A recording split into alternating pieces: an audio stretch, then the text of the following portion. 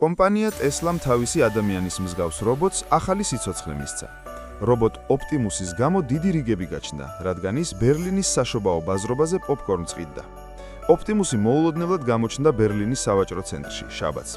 ხალხის ვიდეოებიდან ჩანს, რომ ადამიანის ფორმის რობოტი პოპკორნს ყიდვის და მყიდველებს ცერათიც უწევს, როდესაც ისინი მადლობას ეუბნებიან. Tesla-s მანქანების გაყიდვები ზოგიერთ ქვეყანაში, მაგალითად გერმანიასა და შვედეთში დაბალი იყო.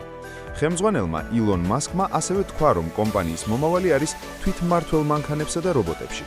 ამ ორ პროდუქტს აქვს მსგავსი კომპიუტერები, რომლებიც ხელოვნური ინტელექტის დახმარებით მათ დამოუკიდებლად მართვის საშუალებას აძლევს.